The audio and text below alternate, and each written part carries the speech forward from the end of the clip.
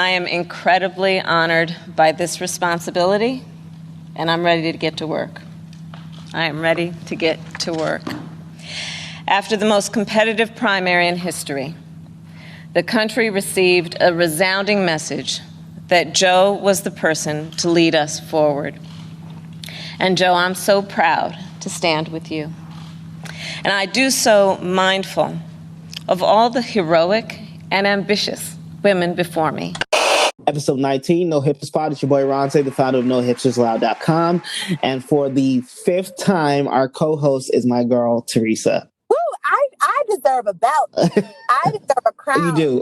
You need all that. Thank you so much yes, of course. Thank you for coming once again. We have a lot to talk about, and I feel like you are the perfect person to discuss all of what's happened in the past week.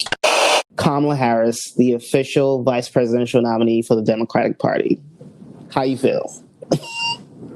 I will say, I told you. Right. I wasn't going to say it. I was not going to say it. Right. But I told y'all. Yep. Right. Your Boosie daughter voice. I told y'all last year. I told y'all earlier this year. I told y'all when she announced that she was running for president. Right. You did say that you thought running for vice president.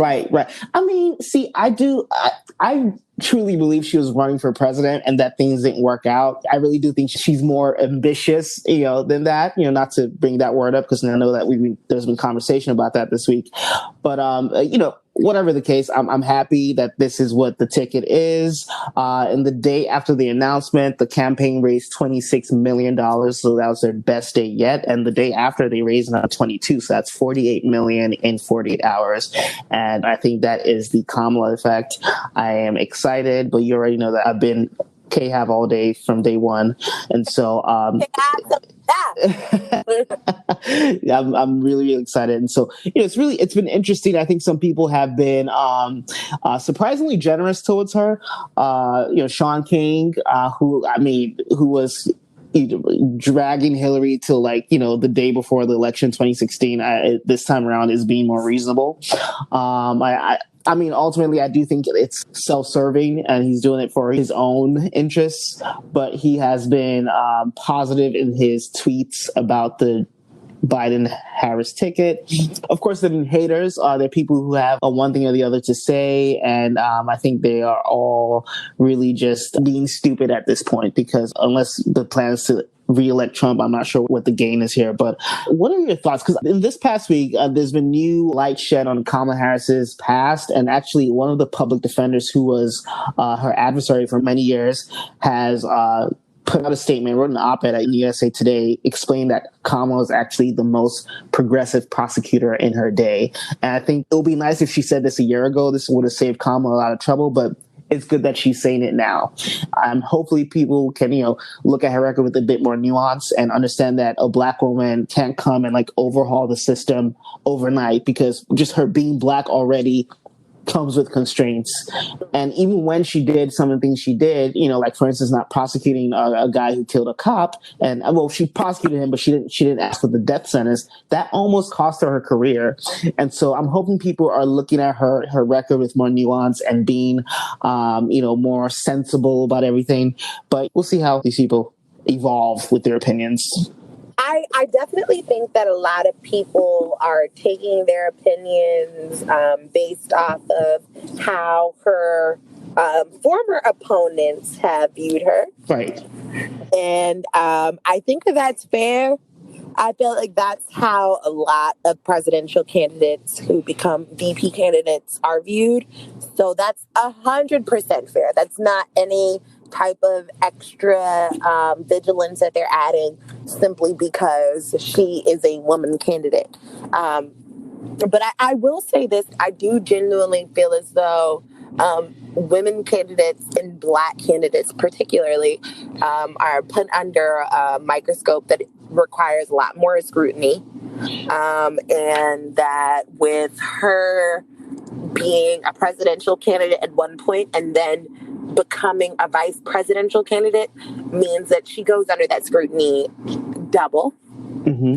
And that because she does end up going under that scrutiny a second time, it is a lot more harsh because things that were not answered previously, she has to answer for a second time. And things that have been answered before that people did not pay attention to, she has to, again, answer a second time. Right. I mean, I think, well, now she's coming with a bit more experience as far as, running the campaign at this level. So hopefully she'll be more prepared. And, and definitely I would imagine that she, has detailed responses for everything, like all the issues people have raised about her prosecutorial record, particularly all the cases about potential, evidence, I don't think that she's not ready. Okay. I definitely think that she is armed and prepared because, I don't know about anybody else, but I knew. Right. I knew. Right.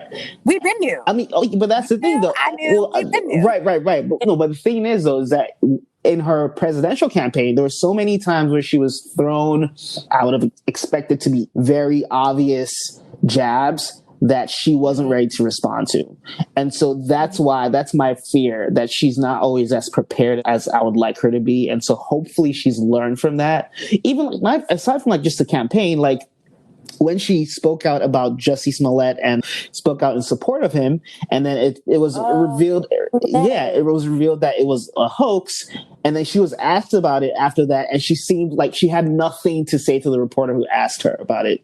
So it's things like that just lets me know that she's not always as prepared as I would like her to be, and she doesn't always think on her feet the way I would like her to.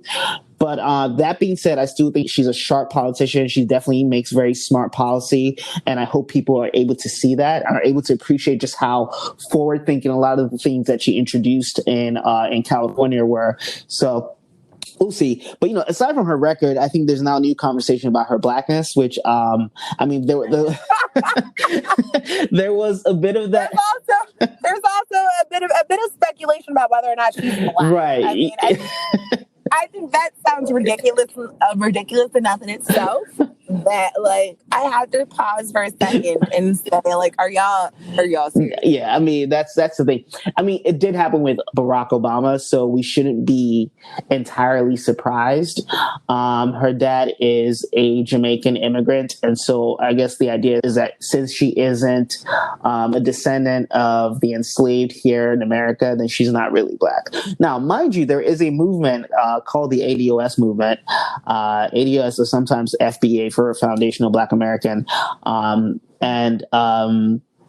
Essentially they push for reparations, and they're all about, black people who are descendants of the enslaved.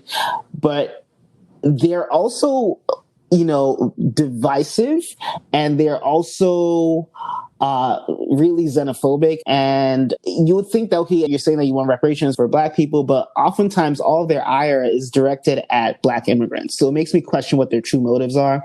And also, it's been revealed that the leaders of this movement are being funded by Republicans. So essentially it's a stealth campaign to divide the black vote. But the good news is that most black people aren't falling for it. But I think it's important that we call them out and call them out loudly and early so that people know that they're being played. I agree 100% on definitely calling it out loudly. I've had a number of people this week alone, since the announcement, on Instagram and on Twitter, who have reposted a lot of the clips that criticize Harris and a lot of the clips that criticize Biden, and a lot of the message that it sends to me when I see those clips are, one, who's funding these? Right. Who's creating these? So that's my first question. I feel like that should be the first question for a lot of people who are watching these. If this is a Trump-funded advertisement, then I'm less likely to feel as though this might be the full scope or context of what I'm being presented. Right. So I do feel as though that's the first stance that a lot of voting Americans should take. If you are dissatisfied with the current administration and you are looking for a change, the last place you should be looking for information for that change is the current administration. Right. But the thing is that they're not always that, direct with it. So they put it under supposedly progressive fronts like the ADOS, and so you think that you are looking at someone who is, technically on your side, but they're not. Because the whole point of the ADOS thing really is oftentimes they're just trying to suppress the vote. And the whole idea is that, no tangibles, no votes. So if you're not saying that you're going to give us reparations, we're not voting for you. And so that's the platform. But of course, yeah, but the thing is that, we know that's not going to happen. Because, just because of the political reality of this country, it's just not going to happen, at least not in the foreseeable future. So it's a really alarming because Diddy tells me that it's right. I will say that Sean Puffy Combs promised me that if I withheld my vote, that I would see the change that I want to see in America. So I hear what you're saying, and I also feel deceived. Right. Exactly. But really, I really think Diddy and Ice Cube and the rest of them who said similar things have been really irresponsible with their platforms. But that's kind of what these people are doing. So they try to get you to not vote. And the only interest served by that is the Republican Party. And so, it's that. And also, a lot of the ADOS FBA pages actually have been linked to Russian troll farms. Currently, and even back in 2016, a lot of those pro-black pages who would criticize Hillary and say things like, no reparations, no vote, yada, yada. A lot of them were linked to Russia. And so I'm just hoping that people are a bit more sophisticated in the way they consume information, especially on the internet. And so that way they're able to spot fake news, will also spot people who are trying to manipulate. Let's talk about Drake and his new song, Laugh Now, Cry Later. Ooh, I love Drake. I love Drake. I love Drake. Oh my gosh, Drake is my favorite light-skinned genre. Oh, really? So I vaguely remember you not being so crazy about Drake, maybe a year or two ago. So you clearly have evolved on that. I really have. Yeah, because I remember you saying that at some point, I can't remember what it was, but he maybe had said something in an interview, or maybe released a song, and you were like, I hope you guys recognize a cornball when you see one. I will never forget that. So this is interesting. I still feel that way. So those of you guys that listen and you're going to go back and you hear me say it, I will say that I have not changed sides, okay? Okay. I have not changed sides. Okay. However... So you're complex with it. You're very, you have a bit of, you've been to this, been to that. I got you. I am a little bit complex with it. I do not like the Drake that changes different cultures. Okay. So the culture shifting Drake, I'm not here for as much. Okay, that's fair. More so, in particular, West Indian Drake is not my favorite genre. Okay. When he picks up the different West Indian accents, I just kind of feel like that part to me, as a non-West Indian, I don't relate with. Right. So that's just it's really hard for me to lock in on that section of Drake. Okay. However, I will say that this section of Drake is my favorite section of Drake because first of all, the sections of Drake. you have to understand that there are different versions that we have received in order for you to understand why I can praise and criticize Drake. Gotcha. I've been a fan since Degrassi. Oh wow! So I've been there. Different sections, right? Exactly. I've been there. But before I've been there, I really genuinely felt as though Drake has a lot of very good content to produce to his fandom, and on top of him having that content, he's very, very transparent in what he's been through in terms of the success that he's reaching. Right. And in this new song, he's not really hiding that as much. He's giving us the Drake that has multiple rich, very well-to-do friends. Right. He had Beast Mode show up in the video. He had KD show up in the video. He had OBJ show up in the video. Exactly. Marshawn Lynch. And they shot the video at the Nike store for the employees, I believe. So it's not even a store that the public has access to. So, the power that has, the international access that has. Yes.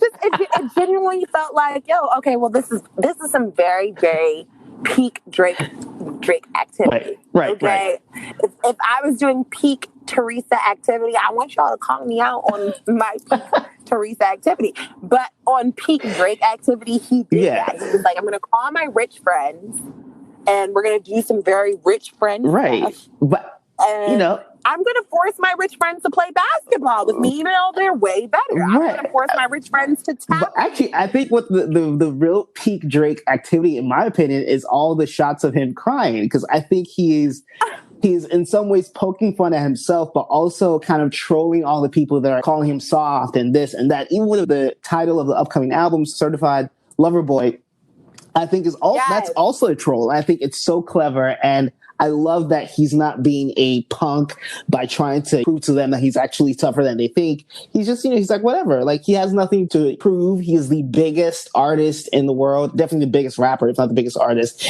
And I respect it. He's running laps around the game at this point. The video was definitely a great image along with the actual song. Yeah. So I feel like that was very good marketing for him. And not only that, I think he knows his lane and he's sticking to it. A very, very good job at it. So, I love the song. I'm going to play it again. Same. Let's talk about WAP, which is now a little over a week old. Cardi B and Megan Thee Stallion joined forces for, I would say, as a song, it is lukewarm, but as a video, it is fire. And so, what are your thoughts?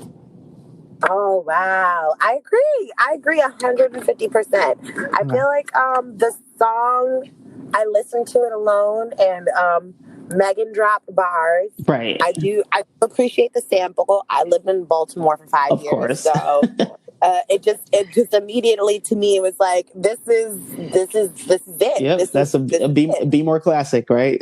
This is a bop, exactly. and even if it was not this is a house music bop, you have Megan dropping bars, and you have another woman that is not even up and coming, up and doing it inside of the industry that is killing it. That's like, hey, come and drop some bars on this song, and she did it great. Right, so, right. I'm here for it. I love the cameos in the video. We had Normani, Rosalia, Mulatto, Ruby Rose, and of course we had Kylie Jenner, and people did not like that. People did not like that. Wind it back. Wind that back. Put it in reverse. Where did that girl come from? Right. And there was like a whole petition with tens of thousands of people, signing on. And, I think it's funny. A part of me feels like it's a little overdone. Like, why do you guys hate her that much? But, it is what it is. I think people are kind of tired of the Kardashian Jenner clan, just as a whole. I think people just feel like they're constantly taking. And so that's probably what that is. But I was like, damn, like, do you guys hate her this much? I personally don't hate Kylie Jenner, but I will say that is the last. Actually, she's after the last that I wanted to see in that video. I felt this moment of empowerment, this moment of girl power, this moment of sexiness, this moment of, oh, we're talking shit, we're saying whatever we want, we're doing whatever we want, we're taking this power back. And then, boom, here comes my oppressor, standing true and true in the middle of my own moment of just like freedom. And that is why I'm pissed. That's why I'm pissed. It's really, I feel like there are so many other like obvious choices. Jordan Woods would have been a good one. I guess if she wasn't showing her feet in racial chat rooms, Doja would have been good. Doja would have been good. Okay, cool. Here's another one. If she was just looking for another Black woman to be sexually liberated, was Issa Rae not available? She's not out here being a Black woman that is sexually liberated. But I feel like Issa is kind of like out of that cohort to begin with. Was Saweetie busy that day? No, see, that would have been the perfect one. So Saweetie was actually trending for like the next 18 hours after the video dropped. And I like that. Yeah. And then Betty White was trending as well. I feel like Betty White even though she is not a She's whole Black woman. and she's I feel like certainly that would have not in been the cohort either, being that she's I almost a feel like century that would have old. been a good option. I mean, come on. I feel like if we were going back and forth with different options for people who could have also empowered us and lifted us up in that moment, it could have been anybody except for Kylie Jenner. It could have been anyone. It could have been anyone. So when it was like, oh, who is this with the fat ass and the long hair? That's not who I thought it was going to be. Let's talk about something more serious, namely R. Kelly and his mob-like activities. So according to reports, he's had his friends threaten some of his alleged victims, including, sending nudes to one of the girl's lawyers and saying that he could publish it if she doesn't stop talking to authorities. And another incident where I believe someone's car was burnt.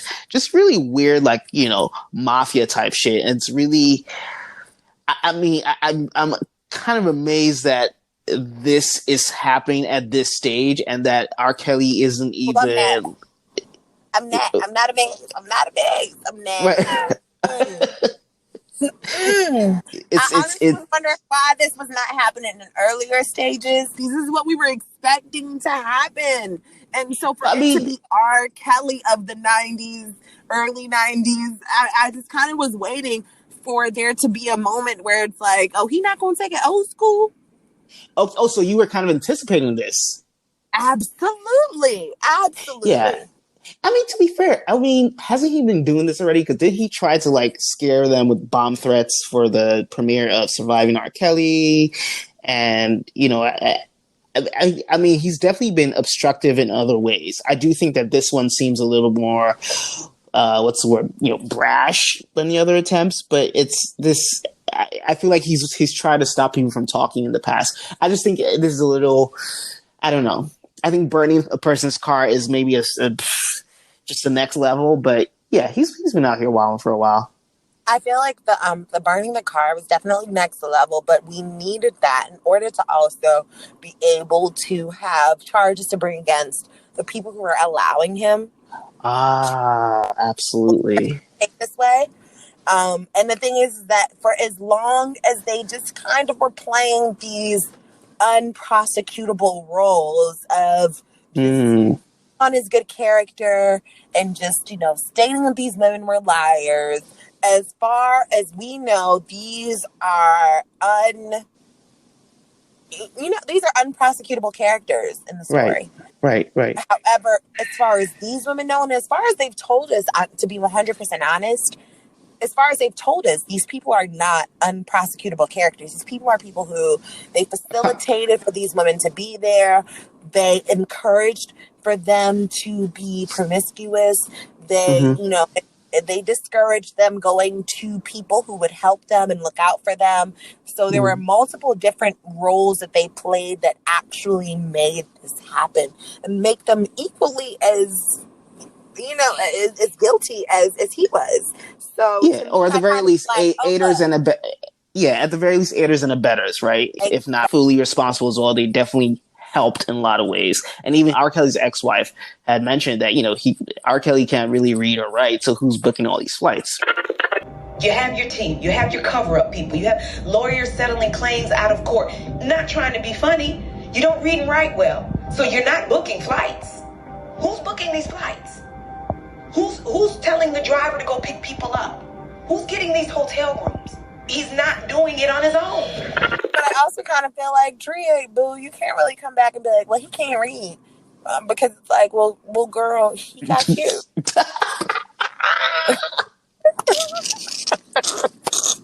I'm not talking to somebody that can't read.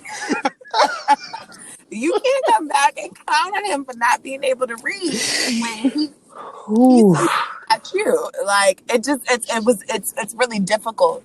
But also don't let that take away from the fact that that girl can dance her ass off and that she has made herself in the industry pre and post R. Kelly, and that regardless of what he tries to say about her, she continues to work and do what she does very well.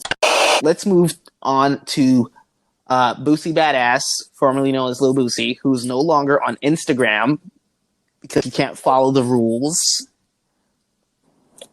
And he's actually, now, mind you, as someone who has had a page yanked myself, I mean, I will say, you can sympathize. I can certainly sympathize with the devastation of that. However, I definitely wasn't posting, bare vulvas on the internet. So, or not posting. He didn't put his pussy on the gram. Right. He encouraged his fans on IG Live to show their parts on the internet, right? And I think he did that maybe twice. So because of that, he no longer has an Instagram page. Mark Zuckerberg. It's Boosie, man. Put my Instagram back on. I don't know what I did, man. Don't do this to 2020. I'm on my OnlyFans live right now. Mark Zuckerberg. Hit me up, man. And now he wants Mark Zuckerberg, as he says. I think we can take it as once, because the first time we thought he was joking.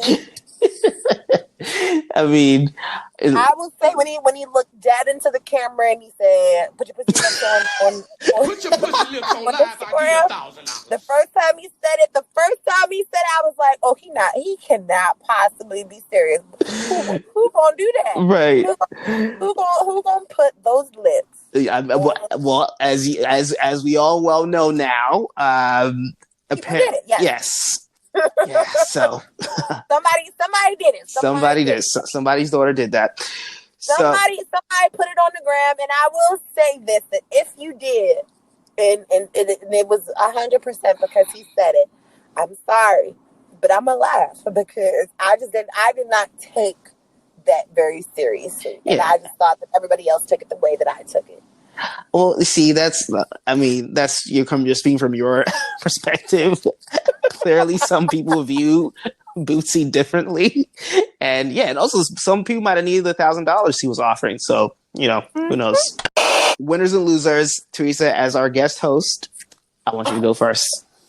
Oh, yay! Okay, so my winner for this week, I don't really want to be too obvious, but I'm definitely going to say my winner for this week is K-Hive. Of course. I mean, who else? I'm not even K-Hive, so that's what really, really makes me feel great about this win, because I kind of feel like, one, I told y'all. Right. I told y'all that this was going to be what it was.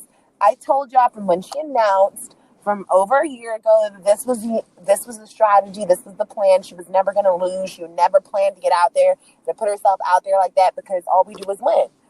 My loser, I would definitely have to say my loser for the week would definitely be the baby. The baby is my Absolutely. loser. That's a good one. The baby is my loser only because I feel like it was so easy for him to have a winning year. It was handed to him. It was wrapped. It was perfect for him to have a winning year. And then he came out and he said, "Oh, y'all must got me fucked up if you think I'm voting for anybody other than Kanye." And to me, I just kind of felt like you didn't have to say that. He really didn't.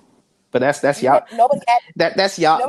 That's y'all's man's though. That's y'all's man's, because I've been watching from the sidelines. I mean, I do like his music, but all like the fanfare, just everyone just fawning over him for every single thing that he did. I was like, all right, y'all, you guys will find out soon enough, because there's no way anyone who's like physically assaulting people as often as he does is all the way there and is all the way virtuous. So I was just waiting for him to do something or say something stupid, which he... Now, mind you, I'm just walking around here like he whoops people's ass every now and then. Right. But that don't mean nothing. That don't mean nothing. Yeah. Got it together. Right. He cannot said, if y'all think I'm voting for anybody other than Kanye. Now, let me tell you why this bothered me. It bothered me for a number of reasons. Number one, you can't vote. So you telling people who you are or aren't voting for is perplexing me because you cannot vote. We have information that tells us you cannot. There's no way that you can. Number two, I feel like the problem with that is that you coming out and announcing you're going to vote for somebody who cannot run in your state. You can't even go to your polls. They will not be on the ticket. Right. I mean, I guess he can write them in, which is one way, but I can write my own name. Right, you can write anything. What the hell? I know someone who voted for his mom in 2016, which is a very stupid thing to do. But I guess the point is that he's saying that he's not going to vote for the Democratic candidate, which I guess, technically he can do what he wants. My main issue is just the use of the platform. Whether or not he does vote is that's one vote. But the platform has the potential to influence a multitude of votes, and that's the real sin there. Right. Hundreds of thousands of new voters who have no voting information in Vote Builder. They have no voting information in any type of database. So you actually have the power to change the world, because nobody knows what you're thinking. Nobody knows what your friends are thinking, and you actually have the influence to say, I don't want to go this way or I want to go that way. And this is how you're using that influence. And I really genuinely felt like, this is the fucking worst use of your 15 seconds I've ever seen in my entire life. You've decided to dedicate it to somebody who has no direction, no actual real plan. And not only that, but while people are paying attention to you and while the eyes are on you and you have the power, you're pointing it to somebody else who has just as little sense of direction as you. And I feel like that is the most irresponsible thing to do. And to point other people to look to that person to be equally as irresponsible is just, it's damaging, it's dangerous. And for where we are as a country and as a community, it's scary that you would think that's something you can play around with. Right. And actually, you know what? I'm going to actually correct you there. Kanye does have direction, and the direction is re-electing Trump. All the evidence shows that he's working with the Trump campaign. He's working with there are Republican lawyers who are actively working on the Trump campaign while also working on Kanye's candidacy. So it's clear as day what's happening here. He's working to pull votes from Biden. And the states that they've succeeded in getting him on the ballot in are all swing states. So there was never a plan to get him on the ballot in all 50 states. The plan was to put him on the ballots in swing states, which they have accomplished for the most part. So I think people need to be very critical in the way they look at Kanye and what he's doing right now and just how terrible it is. And I think, unfortunately, too many people, the baby included, are just too unsophisticated to see what's going on. And, hopefully we wisen up in the next 2.5 months, because that's really all we have left. So it's a shame. All right. Well, let's hope it's a quick 2 months. Yep. Anyway, so my winner is, and of course this is super obvious, Kamala Harris. Guess who else? I think, she's been through hell as a presidential candidate, and I think so many people just wanted her to go away because I think people are kind of scared of her and her potential. And I'm happy that she's getting to not only make history, but being positioned to make even bigger history potentially in the next 4 to 8 years. So we will see. I think it's a very good look for the Democratic Party. It's a very good look for America. And I cannot wait to vote for her in the fall. And my losers are the people who make the Kamala is a cop jokes. They've never been Kamala, super fucking corny. They've never been funny. Not funny now. They will never be funny. And honestly, unless you're a fucking op who's trying to get Trump reelected, I'm not really sure why you would be tweeting or retweeting jokes like that at this time. I will definitely say the reason why you're tweeting or retweeting jokes at this time regarding her is because you have not done your research. Exactly. And I stand 150% behind that because everyone who I've had conversations with, I've tried to divulge where their true issue with her is. And it seems as though there is a propensity to point out that people are not okay with voting for her without them pointing out they're not okay with voting for Joe Biden either. And I feel like that has a bit to do with this just idea that it's a woman, and also has a lot to do with the fact that it is a Black woman. Right. But more importantly, it is easier for you to attack the Black woman who did not come in and do what you expected for her to do or what your anticipations were for her to do, regardless of how long she has been in politics, than it is for you to attack a white man who's been in politics for twice as long as her. Look at their history. Right. Look at their history. The number of issues that people tend to have against Kamala actually don't even stack as high as the number of issues that they have against Joe Biden or even Trump, to add on top of that. Right. So a lot of times, like, I'll see people stating or tweeting that, oh, I'm voting, but I'm voting even though I hate her. And it's just this propensity to point out that, oh, you hate her, but why don't you hate the hundreds of white men that came before her? Right. Or why don't you hate the hundreds of people who created the system? And you tend to be very open and comfortable pointing out your hatred and your dismal towards this one Black woman who has not even gotten the opportunity to make a change. Right. You do to have against the hundreds of white men, Jimmy Carter that's still living. Right. I mean, you know, yes, mores have changed over the years. And so maybe, the politics of crime isn't what it was, 15 or even, 30 years ago. But I mean, I think that at some point we all have to employ a bit of nuance as we look at people's records and see what was happening in the country at the time and what was feasible for a politician who actually wanted to win. And also just like we said earlier, for a Black politician, like how much room do they have to be like a Bernie Sanders, right? And even Bernie is completely, who's going to accept it, right? But even Bernie is like not even an effective politician, right? So being that rigid about your views and being that quote unquote far left, I mean, I think that's up for debate, anyways. But being so far left is not always practical for someone. Effective. Yeah, it's for someone who actually wants to get things done. And so, hopefully everyone grows up. Like I said, the jokes are super lame, and I think you all need to get a grip. Teresa, as always, this has been a pleasure. Please come back. You will be back because I will be inviting you again because our conversations are just too good. So even if you don't, I'm gonna kick down the door. But I had a great time. Right. Thank you so much for having me again. Of course. I'm really looking forward to this actual election season, and I know it's going to be a heart-wrenching one, up and down, regardless of who wins. Right. So I definitely can't wait to hear the other episodes coming up. Of course.